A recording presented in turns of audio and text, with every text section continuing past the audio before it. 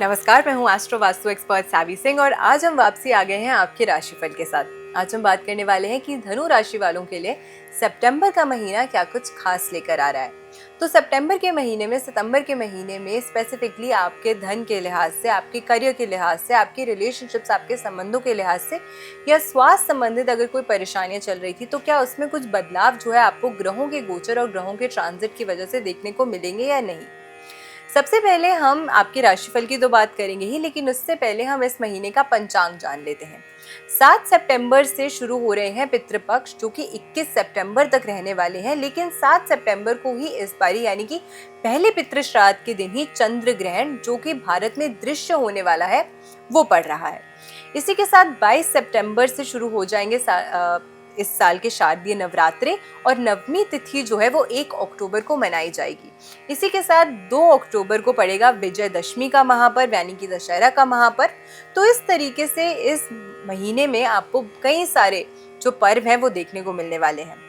31 अगस्त से लेकर 14 सितंबर का जो समय है, उस बीच महालक्ष्मी व्रत जो है वो भी आ रहे हैं। तो माँ लक्ष्मी की पूजा अर्चना करना, आराधना करना, उनको कुछ ना कुछ उनको रुझाने का, उनका दिल जीतने का प्रयास भी आपको इस समय के दौरान जरूर करना चाहिए, ताकि उनके आशीर्वाद से, उनके आशीष से आपके जीवन में भी सुख, समृद्धि और संपन्नता जो है वो जरूर बनी रहे। इसी के साथ जब हम इस महीने की राशिफल की बात करते हैं, तो जब हम आपकी राशि की बात करते हैं, धनु राशि, आपकी राशि के डायरेक्ट स्वामी जो आपका नेतृत्व करते हैं वो है एक हाईली बेनिफिक प्लैनेट देवगुरु बृहस्पति। जुपिटर है धन के कारक, ज्ञान के कारक, आपके जीवन में वृद्धि के कारक जो है वो जुपिटर बृहस्पति माने जाते हैं। लेकिन इस बारी 2025 में जब 14 मई को देवगुरु बृहस्पति ने ट्रांजिट किया था वृषभ राशि से मिथुन राशि में, तो उसी के साथ उनकी अतिचारी मूवमेंट जो है वो भी शुरू हो गई थी। यानी कि अतिचारी का अर्थ होता है कि जो प्लैनेट की अपनी स्पीड है या जो उसकी अपनी गति है जिसमें वो भ्रमण करता है ऑर्बिट में या ब्रह्मांड में, उस गति को छोड़कर वो और तीव्र और तेज गति में ट्रांजिट कर रहा है। और जब नेचुरली कोई प्लैनेट इस अवस्था में आता है या इस स्थिति में आता है तो वो अपना पूर्ण फल देने के सक्षम जो है वो नहीं रहता है। इसी कारण से जब हम अभी की बात करते हैं तो अभी धनु राशि वालों के लिए देवगुरु बृहस्पति जो है वो जेमिनाई में प्लेस चल रहे हैं। और जेमिनाई में ये जो देवगुरु बृहस्पति की प्लेसमेंट है वो डायरेक्टली जो है वो आपकी राशि से सप्तम भाव की राशि को प्रभावित कर रहे हैं। सप्तम भाव की राशि जो है वो, या सप्तम भाव जो है कुंडली का, वो डायरेक्टली आपके स्पाउस के साथ आपके संबंध किस प्रकार के हैं, किस तरीके के आपके रिलेशनशिप्स पति पत्नी के बीच में है, उसे निर्धारित करता है। और जब यहाँ पे अकेले देवगुरु बृहस्पति प्लेस हो जाते हैं तो कहीं ना कहीं आपके अंदर एक डोमिनेंस, एक डोमिनेटिंग स्वभाव या दूसरों को दबाने की जो एक प्रवृत्ति है वो भी कहीं ना कहीं प्लैनेट जुपिटर जो है वो दे सकते हैं। क्योंकि अभी नेचुरली जुपिटर जो है वो ऐसी अवस्था में है जहाँ पे वो शुभ ना करके थोड़ा सा कहीं ना कहीं अशुभता जो है वो प्रदान कर रहे हैं। दूसरी चीज, अगर आप कोई भी ऐसे व्यक्ति हैं जो कहीं ना कहीं विवाह के योग्य हैं, तो उस लिहाज से, और स्पेसिफिकली अगर आप महिला हैं, अगर आप फीमेल हैं, क्योंकि आपके लिए विवाह के कारक ग्रह जो है वो बृहस्पति माने जाते हैं, तो सप्तम भाव में बृहस्पति की ये जो प्लेसमेंट है और अगर आपकी अपनी कुंडली में बृहस्पति मजबूत है या अच्छा है, तो आपके लिए विवाह के योग भी जो हैं वो बनते हुए आपको नजर आने वाले हैं इस प्लेसमेंट की वजह से। सूर्य की अगर हम बात करते हैं तो सूर्य एक ऐसा ग्रह है जो एक राशि से दूसरी राशि में 30 दिन में यानी कि हर महीने ट्रांजिट करता है और 16 सितंबर तक सिंह राशि में यानी कि स्व राशि में प्लेस रहने वाला है और उसके बाद गोचर करके कन्या राशि में ट्रांजिट कर जाएगा, जो आपकी कुंडली के हिसाब से आपकी राशि से नवम और दशम भाव की राशियां हैं।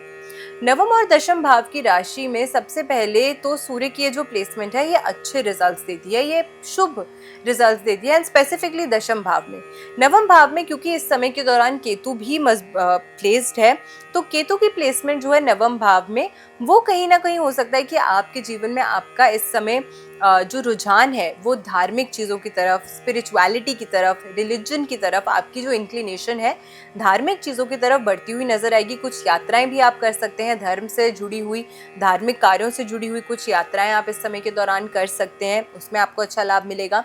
इसी के साथ ये जो ग्रह है केतु, ये रिसर्च ओरिएंटेड ग्रह है और नवम भाव एजुकेशन को दर्शाता है। तो अगर आप पीएचडी कर रहे हैं, पोस्ट ग्रेजुएशन है या आप higher level of education pursue कर रहे हैं, तो केतु की ये जो प्लेसमेंट है कहीं ना कहीं आपको बहुत ज़्यादा रिसर्च ओरिएंटेड जो है अपने कार्य में बना सकता है, जो अगेन आपके लिए आपकी स्पेसिफिकली आपके जो एजुकेशन है उसमें आपको कुछ अच्छा लाभ देते हुए नजर आएगा।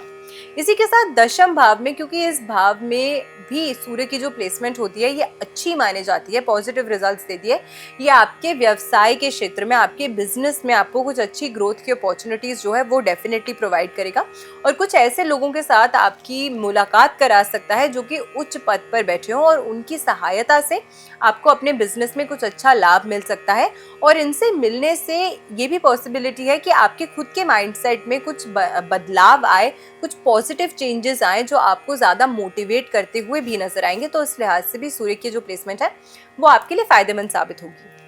मंगल और बुध जो है इस समय के दौरान इकट्ठे ट्रांजिट कर रहे हैं। 28 जुलाई से मंगल जो है वो कन्या राशि में प्लेस थे, उसी के साथ में अब बुध भी वहां प्लेस हो गए हैं और 16 सितंबर को ये दोनों ही ग्रह जो है कन्या राशि से एक साथ ट्रांजिट करेंगे तुला राशि में और आपकी कुंडली के दशम और एकादश भाव को प्रभावित करेंगे। और ये दोनों ही भाव में जो ट्रांजिट्स होंगे बुध और मंगल के, आपके लिए स्पेसिफिकली अच्छे रिजल्ट्स जो है वो लेके आता हुआ नजर आता है। कहीं ना कहीं आपको अच्छी फाइनेंशियल अपॉर्चुनिटीज जो है, धन कमाने के नए स्तोत्र जो है वो आपके लिए खुलते हुए इस ट्रांजिट के दौरान डेफिनेटली नजर आते हैं। तो ये मार्स एंड मर्क्यूरी का जो कंजंक्शन हो रहा है आपके दशम और एकादश भाव में, इसमें आपको कुछ अच्छे रिजल्ट्स जो हैं डेफिनेटली अपने जीवन में देखने को मिलने वाले हैं। स्वास्थ्य संबंधित थोड़ी सी परेशानियां आपको ट्रिगर कर सकती हैं या परेशान कर सकती हैं, तो उसका आपको अपने स्वास्थ्य का ख्याल जरूर रखने का प्रयास करना चाहिए। आलस से बचने का आपको प्रयास जरूर करना चाहिए। शनि की चौथे भाव में जो प्लेसमेंट है मीन राशि में, वो हो सकता है कि आपके जीवन में अगर आप कोई भी ऐसा कार्य करना चाहते हैं, प्रॉपर्टी लेना चाहते हैं या फिर आप अगर अगर आप कोई नया एसेट परचेज करना चाहते हैं, वाहन परचेज करना चाहते हैं, तो उसमें थोड़ी सी डिले जो है वो देखने को मिल सकती है। और अपनी मदर की हेल्थ, अपने माँ के स्वास्थ्य का विशेष करके ख्याल जो है वो आपको ज़रूर रखने का प्रयास करना चाहिए इस ट्रांजिट के कारण। अब इसी के साथ अगर कुछ उतार चढ़ाव आपको अपने जीवन में देखने को मिल रहे हैं इन ट्रांजिट्स की वजह से, तो कौन सी एक ऐसी रेमेडी है जिसे करके आप नेचुरली अपने ग्रहों की ऊर्जा को बेहतर कर सकते हैं। इस महीने के दौरान आपको अपने गुरुओं को या फिर गुरु के समान जो भी व्यक्ति हैं उनको आपको फलों का दान जो है या कुछ मिठाई का, मिष्ठान का भेंट जो है आपको वो ज़रूर नियमित रूप से देनी चाहिए। और गुरुवार के दिन अगर स्पेसिफिकली आप कर सकते हैं तो उससे बहुत अच्छा लाभ आपको आपके जीवन में देखने को मिलेगा। तो हम आशा करते हैं आज की वीडियो आपको पसंद आई होगी। वीडियो अगर अच्छी लगी हो तो ज़्यादा से ज़्यादा लोगों तक वीडियो को शेयर ज़रूर कीजिएगा। चैनल पर नए हैं तो चैनल को सब्सक्राइब ज़रूर कीजिएगा। आपके राशिफल के साथ फिर से लौट कर आएंगे हम और आपको बताएंगे कि मकर राशि वालों के लिए सितंबर का महीना क्या कुछ खास लेकर आ रहा है। तब तक अपना प्यार यूं ही हम तक पहुँचाते रहिएगा, अपना ख्याल रखिएगा और नमस्कार।